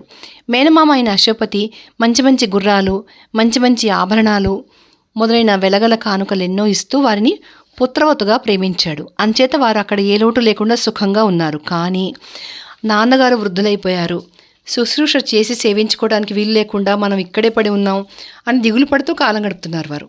అక్కడ అయోధ్యలో దశరథుడు కూడా ఇంద్రునితో సమానమైన భరతుణ్ణి, వరుణునితో సాటి వచ్చే శత్రుఘ్నుని అనుక్షణము తలుచుకుంటూ బెంగపెట్టుకున్నాడు. నిజానికి దశరథుడు కొడుకులను నలుగురిని సమానంగానే, నాలుగు చేతులలాగానే చూసుకుంటున్నాడు. కానీ రాముడంటే మాత్రం అతనికి అపరిమిత ప్రీతి. ప్రాణికోటి అంతటిలోనూ బ్రహ్మదేవుడు ఎలా గొప్పవాడో అలాగే రాముడు కూడా అన్నదమ్ముల నలుగురిలోనూ చాలా ఉత్తముడు. అతను బలగర్వితుడైన రావణాసురుడిని సంహరించడానికి దేవతలందరూ కోరగా మనుష్యలోకంలో పుట్టిన మహావిష్ణువు కదా. అమిత తేజస్శాలి అయిన రాముణ్ణి కని దేవతలకందరికీ ప్రభువైన ఇంద్రుణ్ణి కన్నా అదితిలాగా చాలా వన్నెకెక్కింది కౌసల్య. ఆ రాముడు చాలా చక్కనివాడు, అసూయ అంటే ఏమిటో ఎరగనివాడు, మహాపరాక్రమవంతుడు, గుణాలలో దశరథునితో సమానుడు, భూలోకంలో అతనికి సాటి అయిన వారు లేరు. అతను చాలా శాంతం కలిగినవాడు, ఎవరితోనైనా తానే ముందుగా మాట్లాడతాడు, అతి మృదువుగానూ మాట్లాడతాడు. ఎవరైనా పరుషంగా మాట్లాడితే దానికి బదులు చెప్పడు. ఎవరైనా ఎలాగైనా సరే ఒక్క మాటైనా ఉపకారం చేస్తే చాలా తృప్తి పడతాడు. 100 అపకారాలు చేసినా అసలు ఆ మాట ఎత్తడు. అతను సద్గోష్ఠి ఎప్పుడూ విడిచిపెట్టడు. అస్త్రశస్త్రాలు అభ్యసించేటప్పుడు, సాధన చేసేటప్పుడు కూడా సదాచార సంపన్నులతో సూక్ష్మాతి సూక్ష్మాలైన ఆచార విశేషాల గురించి, పరిపక్వ మోక్షకాములతో వేదాంత రహస్యాల గురించి, క్రమాగతంగా సంప్రదాయాలు తెలిసి ఉండిన వయోవృద్ధులతో ధర్మ సూక్ష్మాలను గురించి ఎప్పుడూ మాట్లాడుతూ ఉంటాడు. ఇంకా అతను చాలా బుద్ధిమంతుడు. తన బలపరాక్రమాలు చూసుకుని ఎంతమాత్రమూ గర్వించడు, అబద్ధాలాడడు, మహావిద్వాంసుడు, వృద్ధులను గౌరవిస్తాడు, ప్రజలను ఎంతో అనురాగంతో చూస్తాడు. అతనంటే ప్రజలు కూడా చాలా ప్రీతిముగ్ధులై ఉంటారు. అతనంత దయాళు మరొకడు లేడు. కోపం ఎరగనివాడు అంటే అతనొక్కడే. బ్రాహ్మణులను పూజించడం అన్నా, దీనులను రక్షించడం అన్నా అతనికి ఎంతో శ్రద్ధ. శుచిగలవాడు, నియమ నిగ్రహాలు చక్కగా పాటిస్తాడు. తన ఇక్ష్వాకు కులంలో అనుపూర్వికంగా ఉండిన దయా దాక్షిణ్య శరణాగత రక్షణల యందే అతని బుద్ధి ఎప్పుడూ ప్రవర్తిస్తూ ఉంటుంది. దుష్టులను శిక్షిస్తూ, శిష్టులను రక్షిస్తూ ప్రజాపాలన చేయడమే అతని ఉద్దేశం. క్షత్రియ ధర్మం వల్ల వచ్చిన కీర్తి వల్లనే స్వర్గం లభిస్తుందని అతని నమ్మకం. శ్రేయస్సు భంగపరిచే పనులంటే అతనికి పరమ అసహ్యం. చెడ్డ పనులు, చెడ్డ మాటలు వినపడితే రోతపడిపోతాడు. యుక్తి ప్రయుక్తులతో బహుచక్కగా సంభాషించడంలో అతను మిక్కిలి నేర్పరి, దేశకాలాలు బాగా గుర్తించినవాడు. చూసినంత మాత్రాన ఎదుటివారి హృదయ రహస్యాలు గుర్తించగల ఇంగితజ్ఞుడు. ప్రజలకు రాముడు బహిప్రాణం. వేదాంగ విజ్ఞానంలోనూ అస్త్ర విద్యలోనూ అతను తండ్రి కంటే గొప్పవాడు. ధర్మకామార్థ తత్వజ్ఞుడు, ప్రతిభాశాలి, గంభీర హృదయుడు, గుట్టుగలవాడు. అతనికి కోపం వచ్చిందంటే అవతలివాడు నాశనం కావాల్సిందే. అలాగే అతనికి సంతోషం వచ్చిందంటే అవతలివాడు గొప్పవాడైపోవలసిందే. ఆయ వ్యయ విధానాలు, అందుకు తగ్గ కాలాలు అతనికి బాగా తెలుసు. అతని భక్తి చాలా దృఢమైనది, ప్రజ్ఞ మిక్కిలి స్థిరమైనది. ఎదుటివారి శక్తి, తన శక్తి అతనికి బాగా పరకాయించుకుంటాడు. ఎప్పుడూ అప్రమత్తుడై ఉంటాడు. తొందర ఎరగడు. సోమరిపోతు కాడు. సంగీతము, సాహిత్యము మొదలైన చిత్రకళలు, శిల్పాలు అతనికి బాగా తెలుసు. గుర్రాలు, ఏనుగులు ఎక్కి స్వారీ చేయడము చాలా బాగా తెలుసు. దండయాత్రలు నడపడంలోనూ, శత్రువులను ఎదిరించి ఓడించడంలోనూ ఎంతో ప్రజ్ఞ గలవాడు. సేనలకు సంబంధించిన నీతి అతనికి తెలిసినట్టు మరెవరికి తెలీదు. దేవదానవులు కలిసి దండెత్తి వచ్చినా అతన్ని జయించలేరు. ఇంకా అతనికి అసూయ లేదు, క్రోధం లేదు, గర్వం లేదు, మాత్సర్యం అంతకంటే లేదు. ఎవరిని అవమానించడు. ఒక్క మాట మీద ఉంటాడు. కానీ ఎప్పటికేది లాభకరమో అది చేయడు. రాముడు ఇలాగ సకల సుగుణాభిరాముడై ఉన్నాడు. 3 లోకాలలోనూ అందరికీ ఇష్టడు అయి ఉన్నాడు. అతని ఓర్పులో భూదేవితోనూ, బుద్ధిలో బృహస్పతితోనూ, బలపరాక్రమాలలో ఇంద్రునితోనూ సమానుడు. సకల ప్రజలకు ప్రీతి, ఆనందము కలిగించడంలో తండ్రి కంటే ఎక్కువగా జాజులమానలైన తన కిరణాలతో సూర్యుడిలాగా ప్రకాశిస్తున్నాడు. ఇలాంటి రాముణ్ణి భూదేవి తనకి భర్త కావాలని కోరుకుంది. ఆ స్థితిలో వృద్ధుడైన దశరథుడు, నేను బ్రతికి ఉండంగా రాముడు రాజెప్పుడవుతాడు అని ఆలోచించాడు. నా కోరిక ఎలా నెరవేరుతుంది? పట్టాభిషిక్తుడైన రాముని నేను ఎప్పుడు చూస్తాను? రాముడు లోకశ్రేయస్సే కోరతాడు. అందరి ఎడల దయ చూపిస్తాడు. లోకులకందరికీ నాకంటే మిక్కిలి ఇష్టుడు, మేరు సమాన ధీరుడు. ఈ వృద్ధాప్యంలో ఈ భూమండలం అంతా రాముడు వెళుతూ ఉండగా చూసి ఆనందిస్తూ స్వర్గానికి వెళ్ళిపోవడానికి నాకు అదృష్టం ఉందా? ఇలా అనుకుంటూ దశరథుడు మిత్రులతో ఆలోచించి రాముణ్ణి యువరాజుగా చేయాలని నిశ్చయించుకున్నాడు. ఇదిలా ఉండగా స్వర్గంలోనూ, ఆకాశాన, భూమి మీద అతి ఘోరాలైన ఉత్పాతాలు పుట్టాయి. దశరథుడు ఇవన్నీ గుర్తించాడు. అతను తన ముసలితనం కూడా గుర్తుంచుకున్నాడు. లోకమంతా రాముడంటే సంబరపడుతోంది అని తెలుసుకున్నాడు. కనుక నాకు ప్రజలకు శ్రేయస్సు లభించాలంటే రామాభిషేకం కావాలి అని త్వరపడ్డాడు. వెంటనే అన్ని నగరాల నుంచి, అన్ని గ్రామాల నుంచి ప్రముఖులందరినీ రప్పించాడు. సామంతరాజులను కూడా రప్పించుకున్నాడు. తొందర ఎక్కువైంది. ఈ ప్రియవార్త తర్వాత వింటారులే అనుకుని దశరథుడు కేకయ్యరాజుకి, జనకునికి మాత్రం వార్త పంపలేదు. దశరథుడు వచ్చిన వారందరికీ మాత్రం చక్కని విడిది ఏర్పాటు చేశాడు. ఉచిత మర్యాదలు కూడా చేశాడు. చివరికి సభ చేశాడు. ప్రముఖులందరూ రాజునే చూస్తూ తమకు ఏర్పడి ఉండిన ఆసనాలు అధిష్ఠించారు. అప్పుడు అతను దేవతలందరూ సేవిస్తుండగా నిండు కొలువుండిన మహేంద్రుడిలాగా ఉన్నాడు. 2. ప్రముఖులందరూ రామాభిషేకం కోరడం. సభలో ఉండిన వారినందరినీ చూసి దశరథుడు, మా పూర్వీకులైన రాజులందరూ అత్యుత్తమమైన ఈ కోసల రాజ్యం కొడుకును పోషించుకునేటట్టు పాలించినారన్న సంగతి మీకందరికీ తెలుసు. అలాంటి ఈ రాజ్యానికి ఇప్పుడు నేను మరింత శ్రేయస్సు కలిగించాలని నిశ్చయించుకున్నాను. నేను కూడా నా పూర్వులు నడిచిన దారిని నడుచుకుని శక్తివంచన లేకుండా అప్రమత్తున్నయి ప్రజలను పాలించాను. అయితే సకల జనులకు ఇష్టము, సుఖము కలిగేటట్టు చూడడంలో నా శరీరం శ్వేతఛత్రం నీడనే శిథిలమైపోయింది. 60,000 సంవత్సరాలు ప్రవర్తించి జీర్ణమైపోయిన నా శరీరానికి విశ్రాంతి కావాలి. ప్రజల ధర్మభావం రాజప్రభావ బంధురం. విజితేంద్రియులు మాత్రమే అది వహించగలరు. ఆ భారం వహించి నేను పూర్తిగా అలసిపోయాను. కనుక ఇక్కడ దయచేసి ఉండిన ఈ బ్రాహ్మణోత్తములను అందరినీ సమ్మతిపరిచి ప్రజలకు హితం కలిగించే పనిలో నా కొడుకును వినియోగించి నేను విశ్రాంతి అనుభవించదలుచుకున్నాను. నా పెద్ద కొడుకైన రాముడు అన్నిటా నన్నే పోలి ఉన్నాడు. పైగా బల పరాక్రమాలలో ఇంద్రుడికి సాటి అయినవాడు. శత్రుభీకరుడు. ధార్మికులలో చాలా గొప్పవాడు. పుష్యమి నక్షత్రయుక్తుడైన చంద్రుడిలాగా మహోజ్వలుడైన రాముణ్ణి యువరాజ్య పట్టాభిషిక్తుని చేస్తాను. లక్ష్మీ సంపన్నుడు, లక్ష్మణాగ్రజుడు, త్రిలోకాలకు ప్రభువు కాదగినవాడు అయిన రాముడు నిజంగా మీకందరికీ తగిన ప్రభువు. కనుక భూమండలానికి శ్రేయస్కరంగా రాముణ్ణి ఇప్పుడే పట్టాభిషిక్తుడిని చేసి నేను విశ్రాంతి పొందుతాను. మీరందరూ ఆలోచించండి. వృద్ధుడైన నేను భూభారం రాముని మీద ఉంచడం నాకు తగిన పని అవునో కాదో, నా ఆలోచన బాగుందో లేదో చెప్పండి. నన్ను ఇప్పుడు ఏం చేయమంటారు? ఇది నాకు మాత్రమే శ్రేయస్కరం అయితే మంచి పని మరేదైనా ఆలోచించండి. మధ్యవర్తుల ఆలోచన ఎప్పుడూ ఉభయతారకంగా ఉంటుంది అని చెప్పాడు. దశరథుడు ఇలా చెప్తూ ఉండగా సభలో ఉండిన రాజులందరూ వర్షిస్తున్న నీలమేఘం చూసి నెమళ్ళు ఉప్పొంగిపోయినట్లుగా చాలా సంతోషించారు. స్నిగ్ధము ప్రతిధ్వనికారి అయిన వారి ఆనందధ్వానం ఆస్థాన మంటపం విమానం కదిలిపోయేటంతటగా విజృంభించింది. తర్వాత బ్రాహ్మణులు, సామంతరాజులు కలిసి పౌరులతోనూ, జానపదులలోనూ, ప్రముఖులైన వారితోనూ ఆలోచించి ధర్మార్థ విధుడైన దశరథుని భావం చక్కగా గ్రహించి ఏకాభిప్రాయం స్థిరపరచుకున్నారు. చివరకు దశరథుని చూసి వారు, రాజేంద్ర, అనేక వేల సంవత్సరాలు గడిపిన వృద్ధుడవు నువ్వు కనుక రామునికి యువరాజ్య పట్టాభిషేకం తప్పకుండా జరిపించు. శ్వేతఛత్రం పట్టించుకుని భద్రగజారూఢుడై రాముడు వెడుతూ ఉంటే చూడాలని మాకు ఉబలాటంగానే ఉంది. ఎందుకంటే అతను మహావీరుడు, రఘువంశానికంతటికీ శిరోమణి అని బదులు చెప్పారు.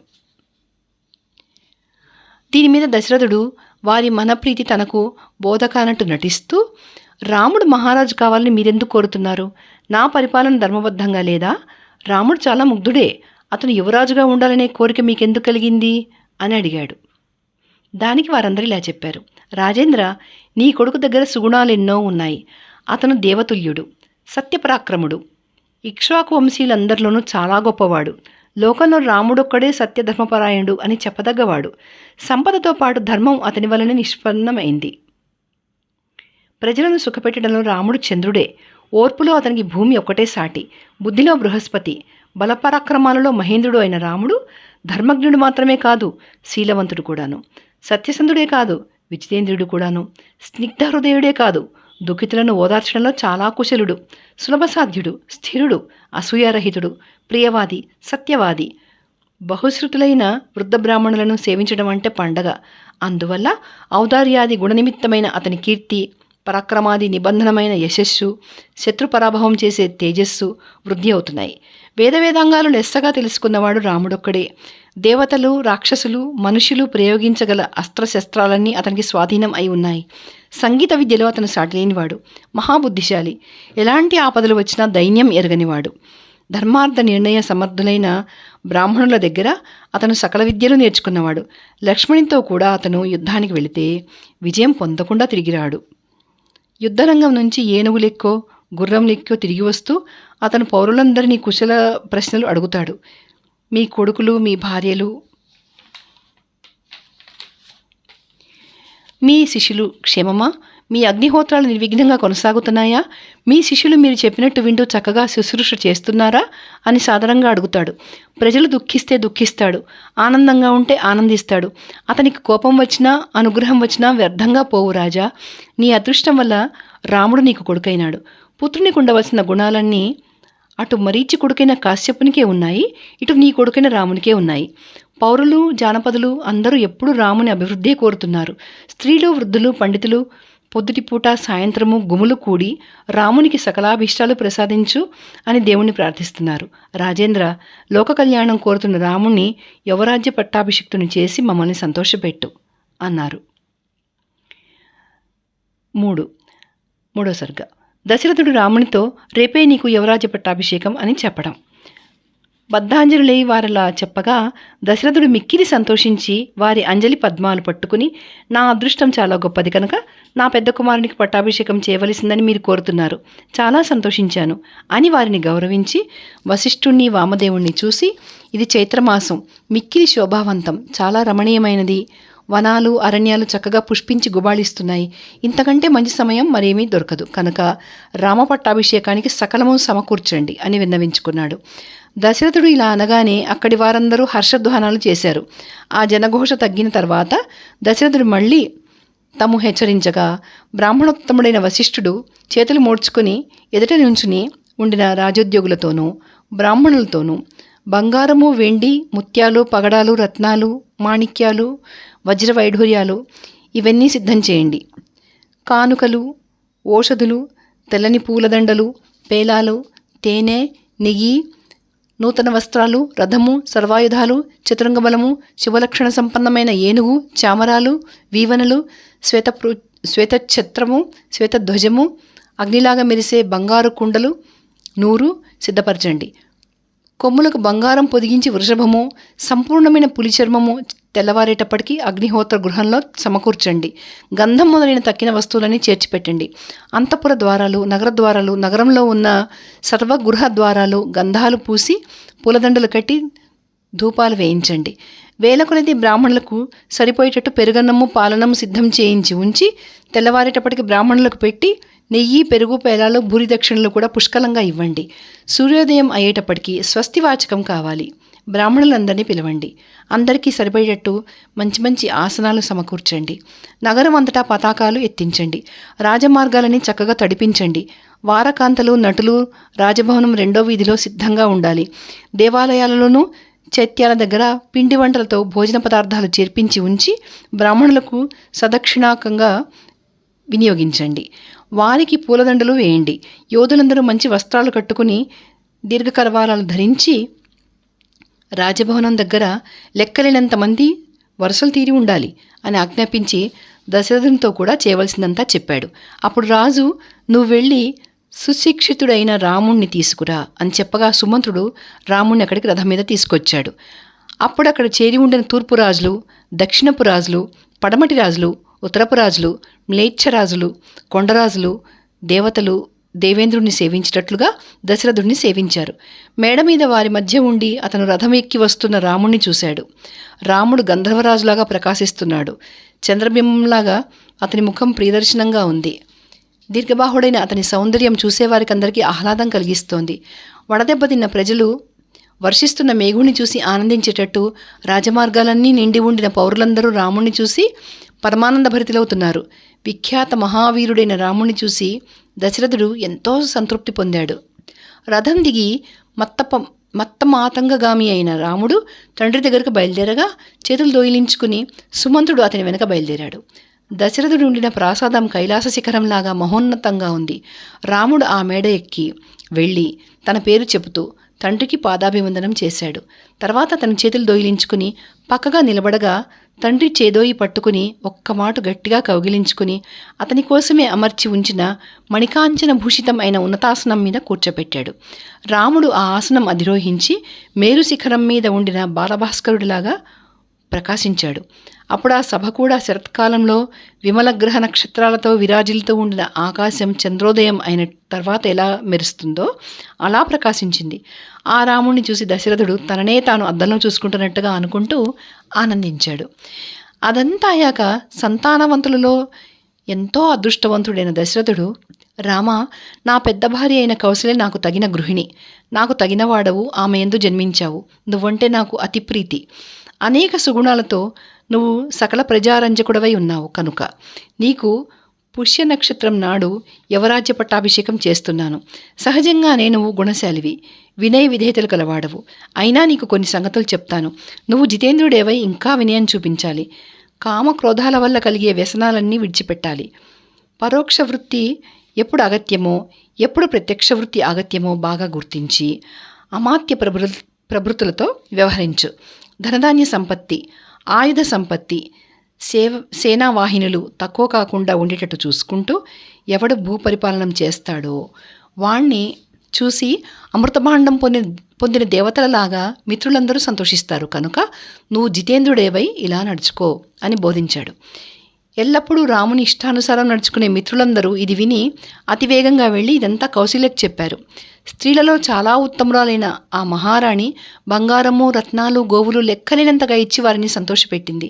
అప్పుడు రాముడు తండ్రికి పాదాభివందనం చేసి అక్కడ ఉండిన వారందరూ మిక్కిలి ప్రశంసిస్తూ ఉండగా ప్రకాశమానమైన రథం ఎక్కి తన ఇంటికి వెళ్ళిపోయాడు.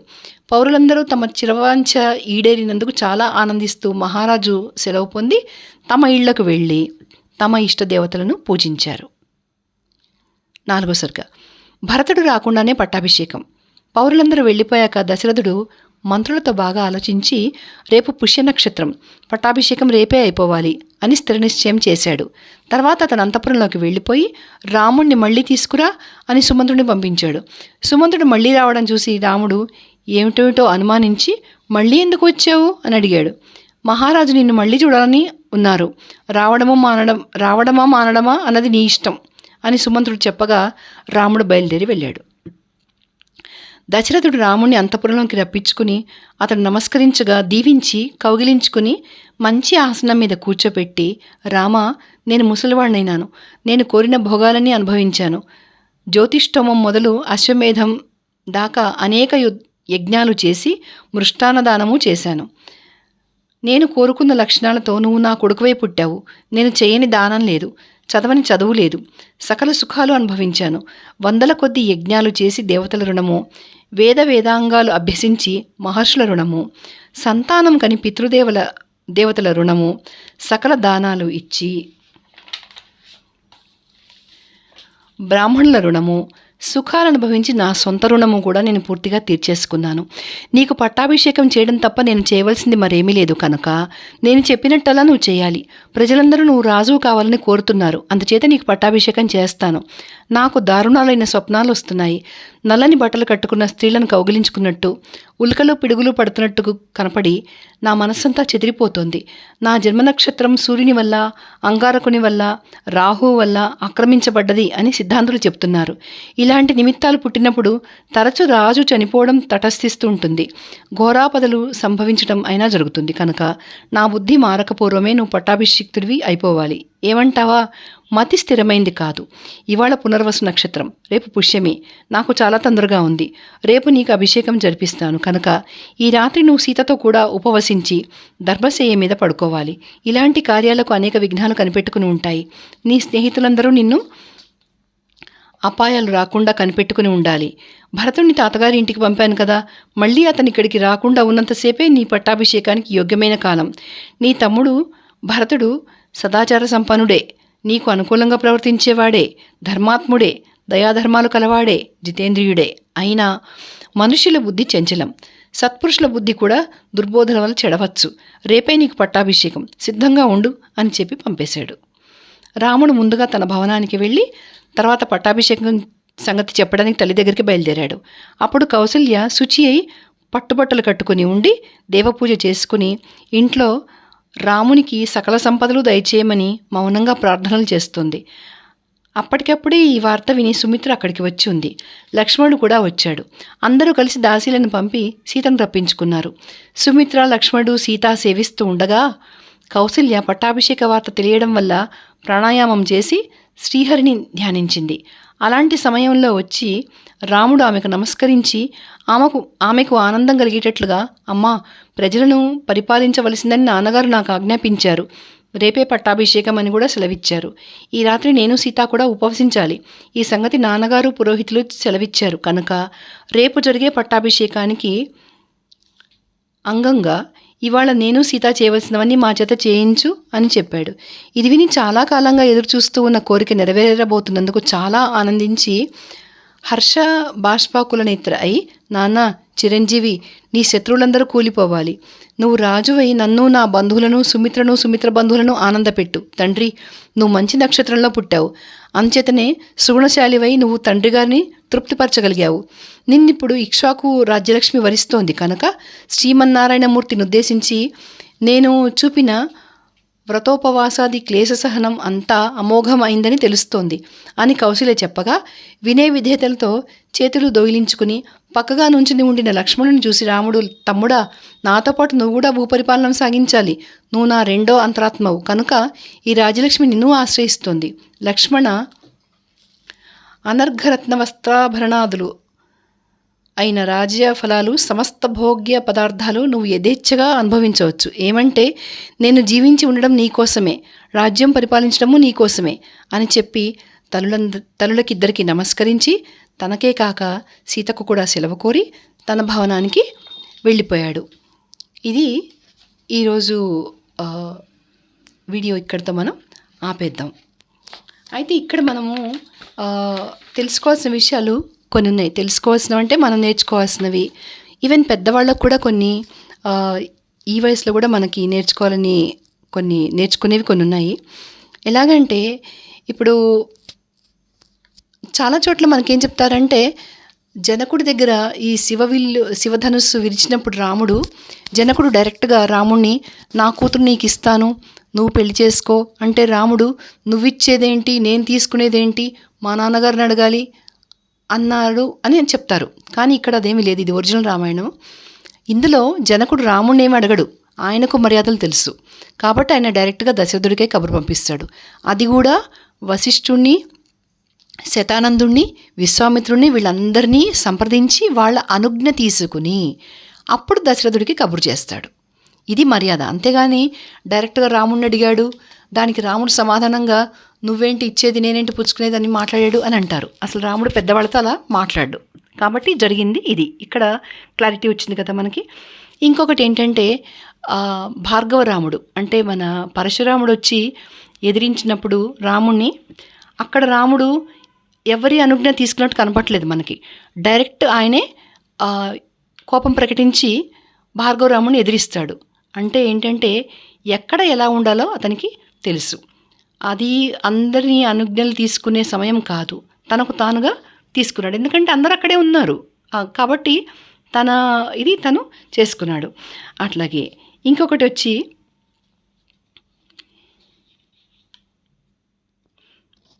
రాముణ్ణి దశరథుడు తన అంతఃపురానికి పిలిచినప్పుడు వస్తాడు. మళ్ళీ వెంటనే పిలుస్తాడు దశరథుడు. ఎందుకంటే ఆయన ఆ ఎగ్జైట్మెంట్ ఆపుకోలేకుండా ఉన్నాడు. ఎలాగైనా రాముణ్ణి యువరాజ్య పట్టాభిషేకం చేయాలి, ఎందుకంటే తనకు అన్ని దుశ్శకునాలు కనిపిస్తున్నాయని. రెండోసారి కూడా వెంటనే వస్తాడు రాముడు, మళ్ళీ నమస్కరిస్తాడు. అంతేగాని రెండోసారి ఎందుకు పిలిపించావు అని ఆయన్నేం అడగడు అతను. ఒక సుమంతుడిని మాత్రం అడుగుతాడు, ఇప్పుడే కదా వచ్చాను, ఎందుకు మళ్ళీ రమ్మన్నాడు అని. కాబట్టి ఇలా ఉంటాయి మర్యాదలు. ఇంకొకటి ఏంటంటే రామాయణంలో మనకు శకునాల గురించి బాగా చెప్తాడండి. ఆ శకునాలు కొన్నే మనకు ప్రాచుర్యంలోకి వచ్చినాయి. మన పెద్దవాళ్ళు చెప్పంగా విన్న శకునాలు మనం కొన్నే, అవన్నీ కూడా రామాయణంలో ఉన్నాయి. ఎడమ కన్నదరడాలు అట్లాంటివన్నీ కూడా రామాయణంలో ఉన్నాయి. అట్లాంటివి కొన్ని మాత్రమే మనకు తెలుసు, ఇంకా కొన్ని క్లియర్గా ఉన్నాయి రామాయణంలో. సో మీరు వింటే గనక ఇవన్నీ కూడా నోట్ చేసుకోవచ్చు. ఒకటేసారి శుభశకునాలు అపశకునాలు రెండు కనిపించినాయి దశరథుడికి. ఎప్పుడు? ఈయన పరశురాముడు వచ్చే ముందు. పక్షులు అరవడము, ఆ పక్షులు వికార రూపాలు ధరించడం అనేది అపశకునం.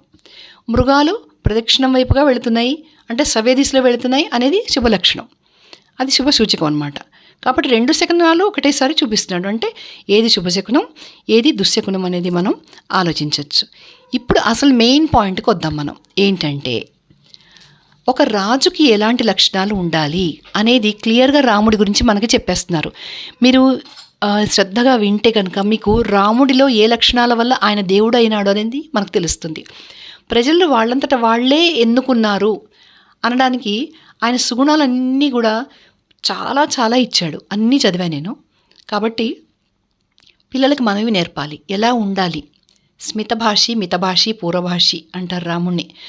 నవ్వుమొహంతో మాట్లాడతాడు, తక్కువ మాట్లాడతాడు. అలాగే ఆయనకు తెలియని విద్య లేదు, పూర్వభాషి, ఆయనే ముందు సంభాషణ మొదలెడతాడు. అట్లాగే ఎవరన్నా ఒక్క ఉపకారం చేసినా కానీ ఆయన ఎంతో గుర్తుపెట్టుకుంటాట. అపకారాలు ఎన్ని చేసినా మాట్లాడు, ఆ టైంలో సైలెంట్గా ఉంటాడు. ఆయనకు తెలియని విద్య లేదు, ఆయనకు తెలియని అస్త్రశస్త్రాలు లేవు, ఆయనంతటి పరాక్రమవంతుడు ఇంకొకడు లేడు, ఆయనంత గంభీరంగా ఉండేవాడు ఇంకొకడు లేడు. ఇహ ఆకారంలో ఆయన చాలా సౌందర్యశాలి. ఇవన్నీ కూడా రాముడికి ఉండే లక్షణాలు.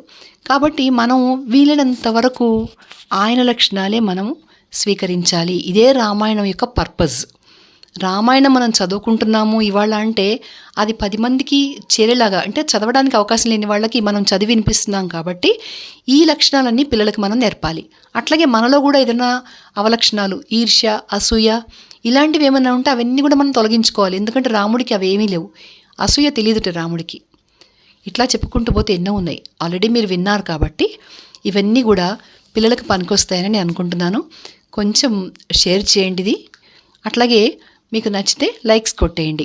చాలామంది లైక్స్ కొట్టేస్తున్నారు ఇంకా నేను అడగకముందే. థ్యాంక్ యూ సో మచ్ అండి. సో ఈ వీడియో మీకు నచ్చిందని అనుకుంటున్నాను. మళ్ళీ నెక్స్ట్ వీడియోతో కలుద్దాం. జై శ్రీరామ్.